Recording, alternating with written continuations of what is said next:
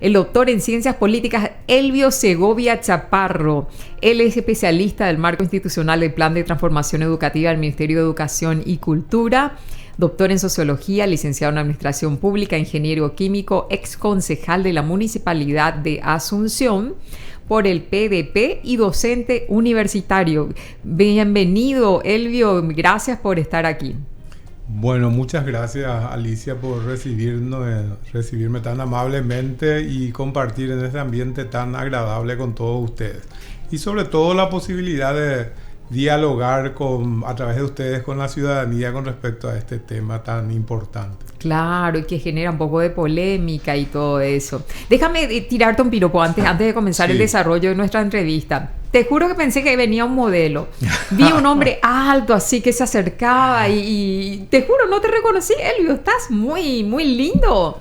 No, en realidad que la salud obliga porque me realizaron una cirugía bariátrica a causa de que estaba muy descontrolado con la diabetes y a raíz de eso bajé 50 kilos. ¿En cuánto tiempo?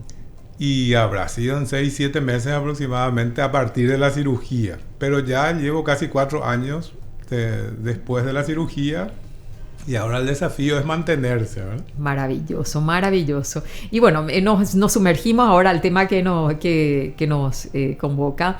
¿De qué se trata este plan que está generando tanta controversia, tanta polémica y que aseguran que toca valores y derechos constitucionales? Bueno, a ver, para comprender el plan es importante visualizar qué pretende el plan o qué pretende el MEC en su conjunto, el Ministerio de Educación y Ciencia.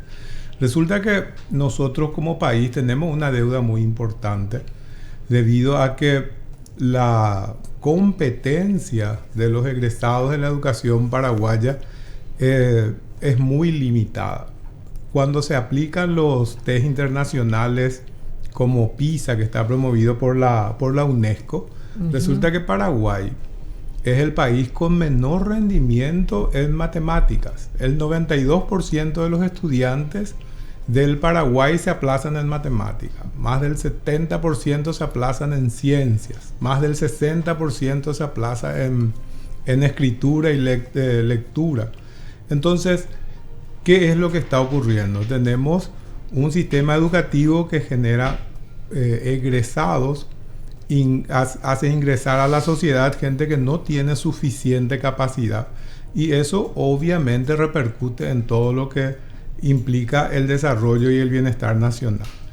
Por esa razón se viene desde hace tiempo evaluando todo este proceso del sistema educativo nacional y coincidiendo con que en el año 1993, justamente luego del inicio del periodo democrático en nuestro país, se llevó adelante el plan de reforma educativa, porque anteriormente teníamos un sistema educativo propio del periodo de gobierno militar y la reforma educativa tiene sus logros, obviamente la cobertura, hoy día hay escuelas en casi todo el país, el ingresar el idioma guaraní en forma curricular al sistema, pero hay que ajustar algunos aspectos que logren que haya un mejor aprendizaje y que sobre todo ese aprendizaje le dé herramientas a los estudiantes, a los que egresen del sistema educativo para que puedan cumplir una labor que les sea retribuible personal y socialmente. O sea, que se busca que el mundo, entendemos que el mundo se transforma y o sea, hay que ir ayornándose, ofreciendo ustedes están queriendo mejorar en muchos aspectos, pero hay aspectos que tocan valores, que tocan también derechos constitucionales y que por eso están reaccionando los padres de familia que tienen la patria potestad de sus hijos, los tutores también, ¿verdad? O sea, hay cosas como por la identidad de género, por ejemplo. Bueno, ahí hay que precisar algunas cuestiones. Justamente yo traje conmigo, este es el material que nosotros ya como Institutos de Desarrollo, que es la organización que le brinda servicio al Plan Nacional de Transformación Educativa, para ir concluyendo en un plan que sea justamente ejecutable elaboró. Esto elaboró el IDE y como yo siempre le digo a la gente, le invito a que lean, porque acá justamente dice documento para el debate público. Primero, acá en ningún caso se cita ninguno de esos puntos. Segundo, esto está siendo llevado por el Ministerio de Educación en el ámbito de lo que es el derecho administrativo público, o sea que nada que sea inconstitucional puede llevar adelante una institución pública, y menos con recursos del Estado. Entonces, ¿a qué iba a llegar? Existe, obviamente, en este deseo de mejorar el aprendizaje y la competencia de los estudiantes, varios aspectos que se tienen que ir modificando y mejorando. Entre ellos están los aspectos, como vos señalás, que son los aspectos edilicios. Nosotros tenemos todavía en Paraguay 500 escuelas con letrinas. ¿Cómo los chicos aprenderían higiene en escuelas donde hay letrinas?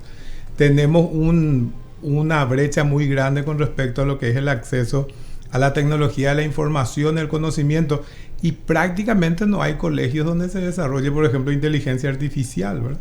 Entonces, tenemos muchas cuestiones que son de aspecto físico, edilícico, pero también curricular. Claro. Y ahí es cuando existe el temor, y yo comprendo ese temor, porque uno de los puntos que justamente señala, y la primera política es la de mejorar el currículum. ¿Eso qué implica? Que en nuestro país los contenidos educativos sean efectivamente útiles para el aprendizaje, para la cognición, para el entendimiento del estudiante. Todo eso es genial. Y ahí es donde hay organizaciones que ven que se abre una brecha en la cual posiblemente se puede introducir algunas propuestas como el tema de género, ¿verdad? Pero es una posibilidad. Claro. No es una cuestión concreta, no es una cuestión... Se puede mirar obviamente. El material. No es una cuestión concreta, no es una cuestión intencionada. Acá no se habla de que se va a introducir lo que implica género. En ningún caso, ningún plan, y no solo ningún plan del gobierno nacional puede ir en contra de lo que dice la Constitución, como un plan, y más aún de transformación educativa, donde justamente una de las causas identificadas es la poca participación de los padres en el sistema educativo, va a apuntar a que los padres pierdan la patria potestad. Claro, porque mira, acá por ejemplo hay una crítica muy fuerte que dicen que no se consensuó suficientemente con los padres y tutores, que en definitiva son los responsables de la educación, de guiarle a los hijos. Que no tuvieron cabida los padres y pidieron y se consiguieron un montón de firmas para poder participar también de este plan. Bueno, yo les cuento que nosotros como Instituto de Desarrollo, que somos la organización que estamos ahora al cierre y para la formulación definitiva del plan, entramos en este proceso hace apenas 2 meses, desde mayo. Desde mayo. Esto tiene un proceso de casi 4 años. Y hay realmente un cúmulo, un volumen de información muy grande con respecto a consultas que hubo. Hubo consultas, incluso la gente puede ingresar a la página web de Transformación Educativa y van a ver que hubo consultas digitales, hubo consultas con las comunidades educativas, hubo foros departamentales, hubo foros regionales. En todos ellos hay una participación por ejemplo, la consulta digital nomás luego está registrada más de 70,000 personas respondieron a la consulta digital del sistema. Ahora, por el tema de la pandemia, que lo hicieron digital más claro, que nada. la consulta, porque obviamente eso se realizó entre el año 2020 y 2022. Sí. Entonces ahí, en ese caso nomás luego, hay más de 70,000 respuestas. O sea, que no se responda es relativo, porque también hay que seguir el ritmo de las instituciones públicas y hay que cumplir con los plazos. Entonces, no se puede detener el proceso y hacer un alto para que esto se pueda poner de tal manera que a todos se le complazca completamente con respecto a sus expectativas. Y más aún cuando las expectativas son supuestos. Porque acá se habla de que se quiere, de que se altera los valores cristianos. En el equipo técnico interinstitucional de transformación educativa está la participación de la Iglesia Católica. Su representante activo era el Monseñor Gabriel Escobar y ahora es el propio rector de la Universidad Católica, el doctor Narciso Velázquez. Está la representación de la Iglesia Evangélica. ¿Y ustedes suponen acaso que estas autoridades religiosas participarían del proceso si existen este tipo de intenciones abiertas? No existen. Entonces, entiendo yo, y yo también me pongo en un plan. Digo, si se abre el currículum, y el currículum puede justamente ajustarse para que sea útil al que está estudiando en una comunidad rural, como en una ciudad importante como Encarnación, y le sea aprehensible y le dé capacidades para el futuro, entonces obviamente el currículum puede ingresar quizá cosas que algunos suponen que puede ser contraproducente. A mí, y lo digo como católico y como cristiano, a mí también me preocupa cuando se habla de que los currículums se pueden ajustar a los ritmos departamentales, que los que promueven el monocultivo extensivo y que lo hacen de una manera también muy agresiva, utilizando químicos que lo expanden de una manera muy descontrolada, afectando la salud de la gente, también se pueda ingresar a los currículums y hacerse ver como algo positivo, cuando es contrario a lo que justamente señala, por ejemplo, la encíclica del Papa Francisco Laudato Si', ¿verdad? Entonces, vamos a nosotros poner, obviamente, y atender desde nuestra fe, desde nuestros compromisos personales, todo aquello que efectivamente puede ir en contra de la dignidad de la persona. Claro, porque hay que tomar en cuenta que los padres realmente son... Acá, la parte de la iglesia yo hasta dejaría en un segundo plano. El Vaticano sí que por eso apoya la Agenda 2030. O sea, hay un montón de cosas. Los padres para mí son los que tendrían que tener un protagonismo mayor en lo que se le está instruccionando a los chicos, a los niños y jóvenes. Porque hay aspectos que definitivamente culturalmente atentan contra muchos valores y muchos principios constitucionales y muchos artículos de la Constitución Nacional. O sea, yo soy abogada y he leído la carta del padre Montero Tirado y he visto y realmente atenta contra el orden jurídico, atenta contra también la patria potestad de los padres y tutores. O sea, yo dejaría de lado la parte religiosa y me centraría más en el protagonismo que tienen los padres y tutores, que son realmente los responsables directos de la educación y de lo que resulte de la educación de sus hijos. Obviamente, y acá les voy a mostrar justamente en este trabajo que nosotros hicimos, uno de los problemas identificados es que los padres tienen poca participación, débil involucramiento de las familias en el proceso educativo. Ese es un problema. Entonces, si nosotros efectivamente queremos resolver de raíz los problemas educativos, desde luego hay que promover más involucramiento de los padres. De los padres. En el sistema educativo están previstos hasta con normativas legales la participación de los padres, la conformación de las ACES, que son las asociaciones de cooperadores escolares. Hay otras instancias de gobierno institucional que se llaman, sus siglas significan EGIES, pero no se pueden constituir en la mayoría de las instituciones porque los padres no participan. Entonces es fundamental la participación. ¿Pero qué hacen los padres ante materiales didácticos como estos? Pero fíjate nomás, acá lo que señala como uno de los primeros puntos es justamente que se tiene que modificar el currículum, adaptar, mejorar, pero en ningún caso todavía dice cuál es el contenido. O sea, ahí es cuando entramos en un problema, porque se están hablando de suposiciones y se supone como un hecho concreto. Quiere decir que todavía no está el contenido elaborado. No, acá lo que dice es que se tiene que mejorar el currículum, ¿sí? Claro, lo dice, una intención. Claro, es como es una meta, ¿sí? Sí. No es una No, es todavía algo que ya está definido y este es el contenido, claro. Y acá estamos en contra de la... Y en el caso cuando tengan que elaborar contenido, tomen en cuenta entonces todas y en su momento, esas críticas que se están haciendo obviamente, a nivel popular. Claro. Fíjense, acá me voy a tratar de ayudar con los amigos de la cámara. Sí.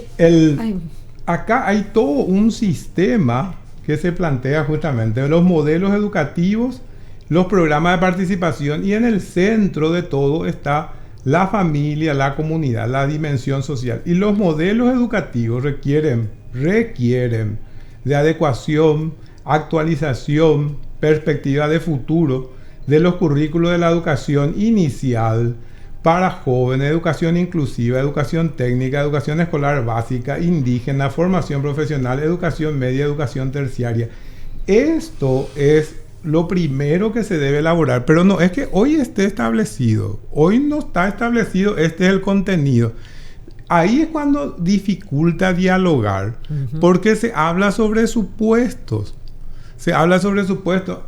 Uno puede ir a ver toda la documentación generada en estos 4 años casi de proceso de discusión de la transformación educativa, y en ningún documento va a encontrar este es el contenido que va a tener, sino que se señala la necesidad. ¿Por qué? Porque hay 4 aspectos que se tienen que considerar como esenciales. El desarrollo profesional del educador, nuestros docentes mismos se aplazan. Sí, te tienen que formar más. Claro. El bienestar del estudiante, porque los estudiantes también, lastimosamente muchos, están en condiciones de pobreza, están vulnerados, y eso les impide ser buenos estudiantes. Claro. La evaluación, la gestión, y para que haya evaluación y buena gestión tiene que haber buenos currículums. Y también las instituciones educativas, como les decía, no podemos seguir con escuelas que tengan letrina en el siglo XXI, ¿verdad? O que no tengan los suficientes ordenadores como para que puedan estudiar los chicos también, ¿verdad? Exactamente. Hoy día, por lo menos ya, de acuerdo al programa, por lo menos los docentes del sistema público, el sistema oficial, ya todos tienen una computadora, porque anteriormente ese también era un problema, ¿verdad? Claro. Cuando decía una computadora por niño, cuando los profesores no tenían una computadora. Sí, en época de la pandemia, qué problema fue también, sí, ¿verdad? Entonces, acá lo que hay que poner realmente de parte de todos es suficiente. Yo admiro la perseverancia, el patriotismo, el celo por los valores, pero también tenemos que poner mucha objetividad, porque nuestros temores nos pueden llegar a paralizar, y nosotros no podemos seguir entregando desde el sistema educativo nacional un currículum, unos colegios, un servicio educativo tan deficiente que nos mantiene al Paraguay. No, en eso muy estamos rezagado. de acuerdo, en eso estamos de acuerdo. Solo que acá surgió el temor por el tema de que la familia sigue siendo el núcleo social por excelencia, y la familia bien constituida, ¿verdad? Porque si comenzamos a cambiarle a los chicos recién cuando sean mayores de edad tendrían que optar, no meterle ideas distintas de lo que venimos tradicionalmente entendiendo lo que es la familia, hasta que tengan el suficiente raciocinio para tomar una decisión ellos. O sea, no influir con ideas que no estamos de acuerdo culturalmente, ¿verdad? Obviamente que ningún sistema educativo en el mundo trata de inducir a la persona fuera de lo que es su propia potencialidad. Entonces, cualquier sistema que pueda inducir a las personas hacia realizarse aparentemente fuera de lo que es su propia potencialidad, sus potencialidades genuinas, incluso sus preferencias genuinas también, no es un buen sistema. O sea, es un sistema engañoso, y obviamente nadie estaría a favor de un sistema engañoso, y no vamos a tomar la preferencia por el lado únicamente sexualizado, vamos a tomar incluso por el lado vocacional. Alicia, vos sos una persona comunicadora, tenés talento para eso, tenés capacidad para eso. Aunque yo te instruya y te meta todos los días, probablemente en un curso intensivo quizás de vos no va a salir una dibujante, ¿verdad? Claro. Porque no es tu potencialidad, pero no es tu preferencia. Pero los niños pues son como esponjitas que captan todo y absorben todo sin filtro. Ese los es el problema. Sistemas educativos tienen que, para lograr justamente buenos resultados, tener el respeto hacia esos principios que son esenciales en la vida de la gente. Cualquier sistema que actúe en forma contraria, paralela, con agenda oculta con respecto a eso, es un fracaso. Y acá lo que no se va a buscar precisamente es apostar a que siga el fracaso en nuestro sistema educativo, sino por el contrario, levantar el nivel. Y hacer algo consensuado, algo que participen los padres, que realmente se acepte, que no dé lugar a polémica, sino más bien a apoyarles, ¿verdad? O sea, creo que deberían hacer otra mesa en que se sienten y hablen a partir de las cosas que le preocupan a los padres. Y es que existen las mesas, existe la participación. En la semana antepasada, no recuerdo ya la fecha, me confundo a veces con las fechas, pero se había desarrollado al inicio del mes el segundo congreso, donde hubo una mesa justamente especial donde se habló del tema de la familia y estuvieron los representantes que vienen activando en forma continua sobre esto. Lo que quería nomás también señalar es que en este caso, de esa serie de consultas que hubo, se habían acordado primero 8 líneas de política, todos muy centrados en el ámbito educativo propiamente, y luego de que ingresó el servicio que brindamos desde el IDE, logramos, ajustando un poco el marco conceptual de todo eso, y también ante la expresa voluntad política del ministro de Educación y la viceministra Alcira Sosa, lograr que haya una nueva política que habla expresamente del tema de familia. Entonces, un plan que antes tenía 8 políticas, ahora tiene 9. Y los que están acompañando el proceso, en representación de la sociedad civil, pero es afín a estos objetivos que vos venís señalando, como el pastor Micena, el padre Narciso Velázquez, ellos reconocen como algo importante que se haya incorporado en la familia como una política específica. Entonces eso está, porque como les decía, y a qué me refiero cuando decía que nosotros también trabajamos un poco el marco conceptual, hacer notar eso que les mostraba acá. Una dificultad es justamente la falta de involucramiento de la familia en el proceso educativo de los hijos. ¿Y por qué una eminencia como el padre Jesús Montero Tirado trata de perverso a este Plan Nacional de Transformación Educativa? Mira, yo particularmente no conversé con el padre Montero Tirado, sí leí sus publicaciones, pero yo pienso que, de acuerdo a lo que expresa ahí, él también parte del supuesto de que ya está escrito que se les va a enseñar lo que corresponde a género, lo que corresponde a la aceptación de la despenalización del aborto, parte de algo que hoy no está en esto. Uh-huh. Entonces, si uno mira desde ese punto de vista, todo lo que él dice tiene razón, pero no se llegó a ese estadio, no se llegó a ese punto.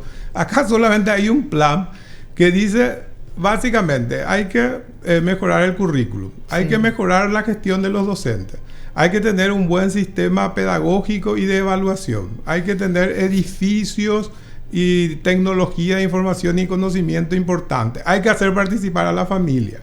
Y hay que tener, obviamente, un presupuesto que pueda sostener todo eso, ¿eh? Y hablando de presupuesto, ¿quién financia esta transformación educativa? El Fondo para la Excelencia Educativa, el FEI, que es acá recurso del Estado genuino de nuestro país. Uh-huh. Y hablan también, bueno, yo escuché de todo un poco, ¿verdad? Sí, es que muchas cosas se generó mucha polémica y se escuchó de todo, ¿verdad? Que están financiados por ONGs que tienen interés en transformar y en romper el esquema básico de la familia, en meter ideas raras, en qué sé yo, y al que quebrajar el núcleo familiar, entonces es más fácil manipularle al grupo de personas, que es lo que pretende la Agenda 2030, donde ya todos ya tienen que estar alineados para ser dirigidos por un solo gobierno mundial. Mira, un colega tuyo me hacía una entrevista también y me decía, pero dicen que hay un documento donde está firmado que en el 2030 ya en Paraguay todos los chicos tuvieron que haber practicado en su escuela a besarse entre varones con varones, niñas con niñas. Eso sí.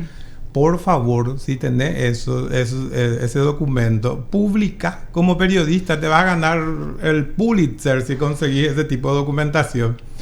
Y me dijo, la verdad que no sé por qué no publicarían si existe. Y bueno, son suposiciones. Eso es lo que es difícil sobrellevar un debate sobre este suposiciones. País en que se habla mucho también, pero ¿verdad? en el mundo realmente es innecesario que se contextualicen las cosas y se pongan términos objetivos. Claro. Obviamente yo puedo desde luego suponer muchas cosas, como hay también gente que es laicista, que no quiere que se introduzca nada religioso, ¿verdad? Entonces, sí. Pero las suposiciones realmente dificultan el llegar a acuerdos, el ir debatiendo. Yo les puedo asegurar, y lo digo en forma personal y como profesional también, acá tenemos que garantizar que esto sea útil para el país. Claro. Cualquier sistema educativo que apunte en base a sus metas, en función a una agenda oculta, es garantía de fracaso. Nosotros no trabajaríamos como Instituto de Desarrollo para una y además se cuestión personalizan un poco también las críticas, porque acá, por ejemplo, en uno de los mensajes nos enviaron que en el año 2010 la Policía Nacional firmó un convenio con la organización GLBT, Somos Gay, por el cual se aceptaba que los homosexuales podían ser incluidos como aspirantes a ser policías, y en ese momento usted ocupaba el cargo de viceministro del Interior. Y usted dio su apoyo aludiendo que era una decisión correcta de la policía. O sea, agarran ese antecedente, claro, por ejemplo. Toman ese antecedente. Yo fui viceministro del Interior en el periodo de Lugo, los 2 primeros años, del 2008 al 2010. Cargo al cual renuncié para luego candidatarme a concejal municipal. Sí. Entonces, ¿qué es lo que pasó? Nosotros ingresamos en un gobierno, en un ministerio sumamente complejo, caracterizado por la represión, donde vimos que efectivamente habían muchas comunidades que estaban vulneradas y que la policía lastimosamente era mal utilizado por ciertos grupos de poder, entre ellos los narcos, para reprimirles. Sí. Entre ellos, por ejemplo, estaban organizaciones campesinas, comunidades aborígenes, y acá en el marco de la ciudad estaban chicos en situación de calle y también personas que se dedican efectivamente al trabajo de la prostitución, que lastimosamente eran explotadas por la policía. Entre ellos, muchos eran travestis. Sí. Lo que hizo el Ministerio del Interior fue, en forma inédita, crear una dirección de derechos humanos para atender eso y para que la policía efectivamente sea útil para la vigencia de los derechos y no se preste lastimosamente a hechos como hoy podemos decir con nombre y apellido porque hasta fue sentenciado por la justicia, pero el caso González Dar, por ejemplo. González Dar tenía un sistema de usura enorme que sometía a mucha gente, sostenido por servicios de la policía. Entonces, esas son cosas que había que revertir. Entre ellas, obviamente, aparece una organización que Somos Gay y plantea y tenían documentados los casos de los travestis que fueron agredidos e incluso algunos fallecidos a causa de la violencia. Sí. Entonces, lo que se firmó fue un convenio por el cual se comprometía a la policía generar un protocolo de tratamiento en esos casos y aplicarlos cuando sea necesario. En ningún caso, y les puedo traer el documento, dice acá, lo que está señalando ese mensaje, que no sé quién habrá dicho que se tenía que ingresar, no sé cómo decir, homosexuales a la policía. Esas no son condiciones para ser policía. No, y aparte es una cuestión de igualdad también, de igualdad y de humanización también, ¿verdad? Y evitar la violencia a los grupos minoritarios del país, ¿verdad? Obviamente. Y hablando de eso, también, por ejemplo, en ese tiempo nosotros firmamos convenios, por ejemplo, con los bolivianos. La gente de la zona del mercado eran habitualmente violentadas. Y trabajamos muchísimo con perspectiva de derechos humanos. Tal es el caso que en el ministerio hicimos un trabajo tan grande en ese sentido que logramos incluso que temas muy importantes, como por ejemplo el secuestro de Fidel Zavala, que nosotros cuando estuvimos en el ministerio tuvimos que administrar eso, logramos que efectivamente se le libere con vida. Y esa red de confianza que pudo generar el ministerio con las comunidades hizo posible también que la investigación tome un curso favorable.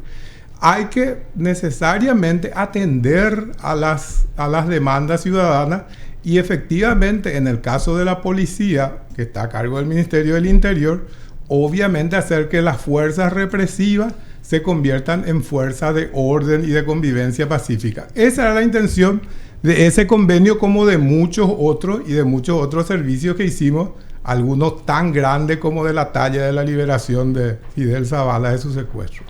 ¿Cuánto salió la elaboración de este plan? Yo te voy a mentir, Alicia, pero no... Bueno, para una próxima entrevista, para saber, si porque habla, hay crítica también al claro, respecto. Sí, se habla con la gente que está más en el ámbito ejecutivo del... Nosotros perfecto, porque muchos padres dicen, se preguntan cómo confiar en el Instituto de Desarrollo que cobró 840 millones de guaraníes para redactar un segundo supuesto acuerdo educativo de 137 páginas. ¿Qué contiene este acuerdo que lo hizo tan caro? Eso preguntan. A ver, nosotros tenemos un documento preliminar que justamente está para el debate, ¿sí? Y ese no es el documento definitivo. Por otra parte, también, yo no te quiero mentir, yo ni siquiera cuánto cobra el Instituto de Desarrollo, no sé. Porque yo brindo un servicio dentro del Instituto de Desarrollo, no estoy en la parte propiamente administrativa. Pero sí lo que te puedo garantizar es que lo que nosotros vamos a hacer es algo que realmente haga posible que este gran trabajo de consultas que se realizaron, de relevamiento de expectativas, de compromisos, tenga un plan. Y les puedo mostrar, se hizo un trabajo donde nosotros tenemos en todas las dimensiones del plan metas establecidas para que esto pueda ir mejorando y cuáles serían los escenarios presupuestarios. Hay 3 escenarios acá: crítico, intermedio y oportuno. El escenario crítico es seguir como seguimos, con 2,9% del Producto Interno Bruto nomás del Paraguay destinado a la educación. El intermedio sería si eso sube en un 50% y el oportuno si sube casi casi se dobla, ¿verdad? Sí. Pero nunca estamos hablando de un escenario ideal, porque el presupuesto debería ser mucho más grande. Claro. Pero de todos modos, nosotros estamos haciendo un trabajo donde realmente se va a establecer un plan y la hoja de ruta, o sea, cómo llevar adelante el plan. Y para que un plan se implemente, y todos sabemos hasta en nuestra vida cotidiana, tiene que tener una clara asignación de costo y de cómo vas a obtener los recursos. Claro. Entonces hay un trabajo grande que se hace, que no es simplemente sentarse a escribir páginas, sino hay un análisis, porque fíjense, un estudio de el volumen expertos. Del presupuesto general de gasto de la nación es importante y hay que tener la experiencia, la expertise para ver efectivamente cómo todo esto se puede consolidar dentro de lo que es el plan de tal manera que sea realmente aplicable. Esos son los trabajos y el equipo del Ministerio del Interior está constituido por gente profesional muy capacitada, especialista en el tema de planificación. ¿Hecho su currículum? Claro, el tema del especialista en planificación, José Molina, que él fue ministro de la Secretaría Técnica de Planificación. El responsable de presupuesto, el doctor José Bubner, que fue directivo del Banco Central, fue viceministro de Hacienda. La especialista del tema educativo es Gabriela Deltin, que es una especialista regional que es argentina. O sea, no son personas que improvisan lo que están haciendo. Acá, claro, aparentemente, el informe puede ser corto, dicen 137 páginas, pero primero, no es el único informe, no es el informe final, y el informe final justamente estábamos conversando con la viceministra, posiblemente va a alcanzar más de alrededor de 1500 páginas. ¿Verdad? Va a abarcar mucho. Claro, porque todo esto a su vez tiene que tener mucha claridad porque es un plan que está pensado iniciar en el 2025 y concluir en el 2040, porque los planes en la educación no pueden ser inmediatos. ¿Por qué? Porque si nosotros hoy iniciamos cambios curriculares, el próximo año van a ingresar los estudiantes que van a ser educados con ese nuevo currículum y van a egresar recién 12 años después. O sea, los planes tienen que ser bien claros en cuanto a todos sus componentes y su financiamiento. Eso es un trabajo muy grande. Yo lo que les puedo garantizar es que en el Instituto de Desarrollo hay una profesionalidad importante. El Instituto de Desarrollo, ya lo dije en esa reunión de familia, no es una ONG, es una institución superior de educación reconocida por ley de la nación. Tenemos en este momento, y eso es lo que queremos que logre la transformación educativa, nivel estándar internacional. Tenemos estudiantes del Instituto de Desarrollo en este momento que están haciendo cursos en la Universidad de Harvard, en Boston. Sí, qué bien. Sí, tenemos, porque esa es la premisa de nuestro trabajo, lograr elevar los estándares y Claro. obviamente también, y a eso me voy a referir, estamos llevando adelante con otras universidades aliadas, la Universidad Nacional, la Universidad del Este, la Universidad de Canindeyú, justamente programas que tienen que ver con la democracia y la integridad. Nosotros como instituto nos vamos a apostar a cuestiones que tengan agenda oculta, que tengan cuestiones que... Qué importante que Claro, aclare todo eso, y les porque cuento que pueden ver en nuestra página desarrollo.edu. Ahí nosotros estamos llevando adelante programas de integridad en las facultades de Derecho. Sí. Y no son cualquier facultad de Derecho. Facultad de Derecho, una acá en Asunción, la de Ciudad del Este y la de Canindeyú, las facultades de Derecho de Fronteras, donde sabemos que realmente hay muchas dificultades, donde hay no solamente déficit también de enseñanza, sino que hay que hacer alusión y apego a lo que es la integridad, lo que es la equidad. Y esas son las tareas del Instituto de Desarrollo. Nosotros no podemos comprometernos con cosas que finalmente van a ser boomerang para nosotros. claro, y rechazadas o desobedecidas, o sea, Obviamente. claro. Otra, aludiendo un poco a sus conocimientos en sociología, dice que la política paraguaya no va a cambiar si no cambia el sistema educativo. ¿Qué puede decir al respecto? Bueno, a ver, nosotros tenemos, yo le digo como politólogo Sí. y como profesor de la carrera de Ciencias Políticas en la Universidad Nacional también, y les digo a mis alumnos, hay un problema muy serio acá en nuestro país, y eso es algo que efectivamente tenemos que tratar de cambiar desde todos los ámbitos.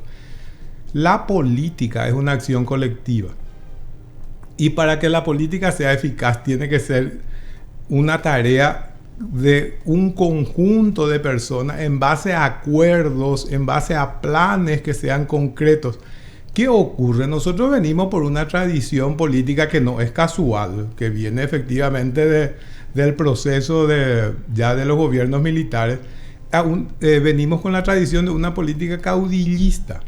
Entonces, no se ve la política como una acción colectiva, sino como la acción de un líder, como la acción de una persona. Ni para el bien común. Entonces, el que es el líder no necesariamente se preocupa del bien común, sino que se preocupa de su propio bien y tal vez del bien de quienes le son fieles y leales. Así mismo. Entonces, no hay esa perspectiva de una política colectiva y que genere bienestar incluyente para todos. Entonces, ese es nuestro déficit principal. Tenemos que superar esa etapa del trabajo caudillístico. Y no se da solo en la política nacional y partidaria. Yo, antes de ser concejal, trabajé muchos años en la Municipalidad de Asunción. Y trabajé justamente para el periodo en que se conformaron las comisiones vecinales. La misma gente dice, vos sos de la comisión vecinal, le preguntás, vos sos de la comisión vecinal Santa Rosa, y piensa, y te dice, sí, yo soy de la comisión de Don Juan o de Doña María. ¿Sí? El caudillismo es algo que realmente a nosotros nos limita mucho. Entonces, para que la política efectivamente funcione, se le tiene que educar a la gente. Y no solo desde el sistema educativo, en general. Ahí estamos hablando nosotros de la familia. Las familias son la primera escuela de los líderes. Sí, definitivamente. Entonces, ahí en la familia tenemos que tener prácticas participativas, de diálogo, y eso va a ir cambiando la política y todo el sistema de convivencia social en nuestro país, y nos va a poder generar mucho más certeza y mucha más confianza, que es lo que nos falta muchas veces. Claro, acá hay otro mensaje que dice que Paraguay es uno de los países más resistentes a la ideología de género, por ello los organismos internacionales adeptos a esta ideología contribuyeron con mucho dinero para lograr su fin, dicen. Y pues, dicen que el Instituto de Desarrollo ha recibido de USAID $5 millones para incidir en la educación y formación de los niños paraguayos, que actualmente se está ejecutando. Y usted dice que no se está ejecutando todavía. A ver, primero, el programa que tiene el Instituto de Desarrollo con USAID es este que yo hacía alusión con la educación universitaria. No tiene nada que ver la educación. Eso es lo que pasa, pues. Se mezclan los tantos. No es que se mezclan. Intencionalmente mienten. Porque okay. Ya que conoce que el Instituto de Desarrollo lleva adelante un programa con USAID, en eso tiene razón. Y justamente yo te estaba contando que estamos trabajando con las facultades de Derecho, con las universidades aliadas, Concepción, Canindeyú, Ciudad del Este, Asunción, para trabajar el aspecto de la integridad, del mejoramiento del sistema educativo. No hay en una universidad de educación para niños. Ahí está mintiendo. ¿Ven? Hay una mala intención incluso. Por eso que realmente yo siento tanto. Yo valoro que la gente quiera aportar y tenga su celo hacia sus propios principios, sus propios valores, pero hablemos con la verdad. Claro. Ahí están mintiendo. El Instituto de Desarrollo no tiene ningún programa que trabaje con de USAID que trabaje con la educación de niños. Claro, claro. Bueno, entonces el MEC siempre ha sido un trampolín político, también dice, para sus ministros. En este caso, ¿cómo se justifica que el actual ministro Ricardo Zárate Rojas sea un ingeniero agrónomo, una profesión que precisamente no está ligada a la educación de los niños y jóvenes en general? ¿Qué atributos tiene para desempeñar tal cargo? Bueno, eso ya le compete. Una buena pregunta para él, ¿verdad? Para él, no para usted. Una buena pregunta para el ministro.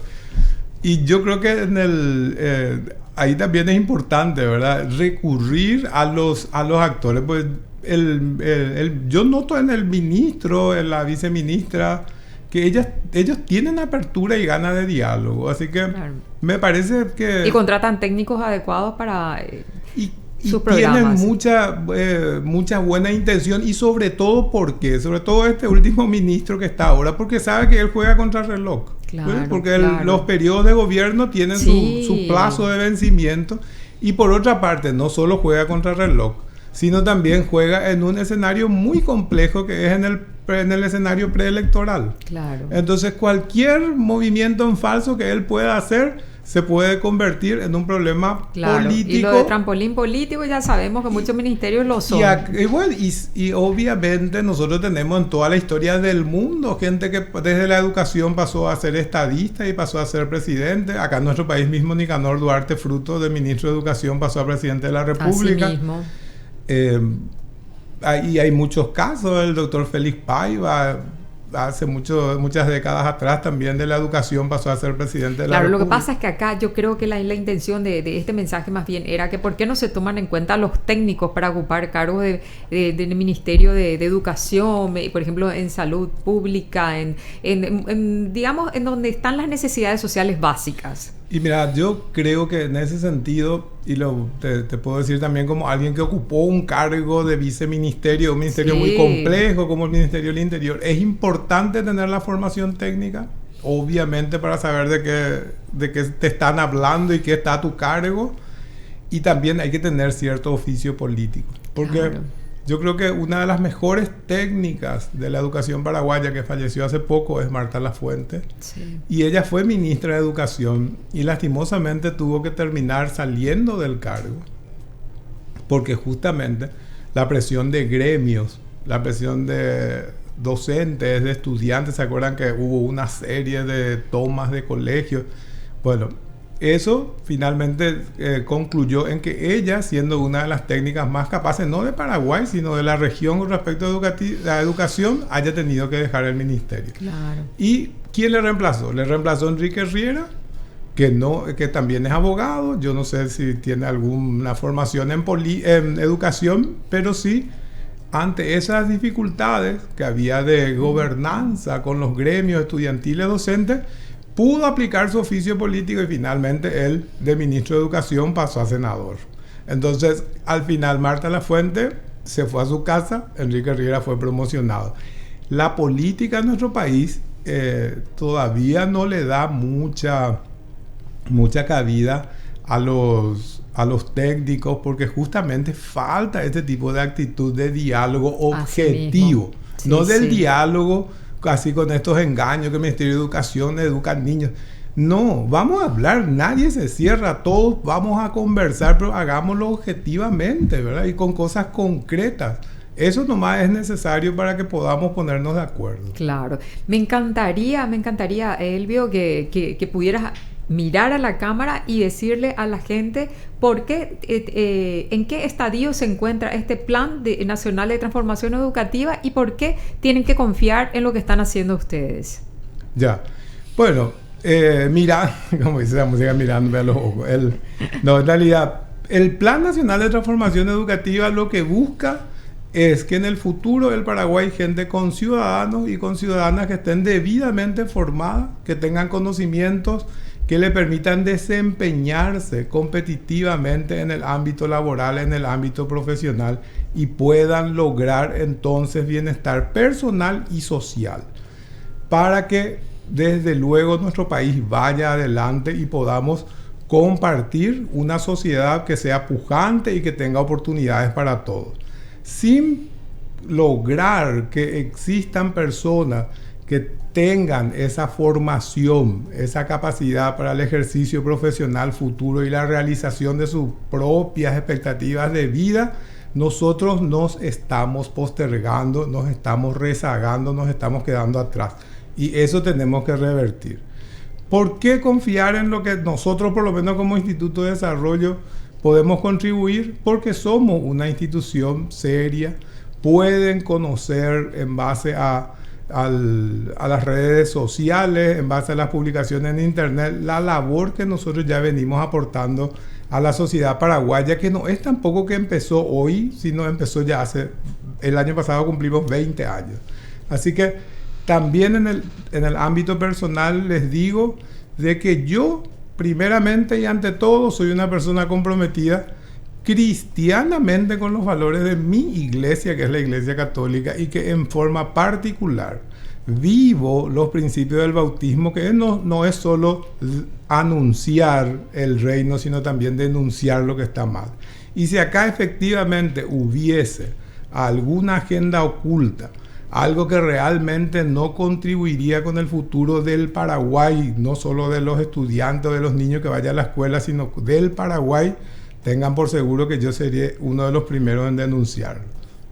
Bueno, muchísimas gracias, Elvio Segovia Chaparro, especialista en marco institucional de Plan Nacional de Transformación Educativa. Y como vimos, es doctor en ciencias políticas, es también sociólogo, licenciado en Administración Pública, ingeniero químico, ex concejal de la Municipalidad de Asunción por el PDP y docente universitario. Sí. Muchísimas gracias por tu tiempo y por aclarar muchas cosas. Y gracias a ustedes porque pasé muy bien y sobre todo te agradezco el piropo inicial también, que ya sí, me hizo el día. Imagínense recibir un piropo de Alicia González. Es que te juro que pensé que era un modelo. Así de lejos miré y dije, ¡hey! Pero yo no convoqué a un modelo. No sé, yo creo que 3 meses por ahí está con la sonrisa de oreja a oreja. Gracias. Bueno, y dale sonrisa también, y denle desde ese Plan Nacional de Transformación Educativa mucha sonrisa a los padres, que son finalmente quienes se encargan de la patria potestad, del futuro de sus hijos y son los responsables legalmente. Muchísimas gracias. Gracias a vos y también a todo el equipo acá de producción, que son bastante amables. Gracias.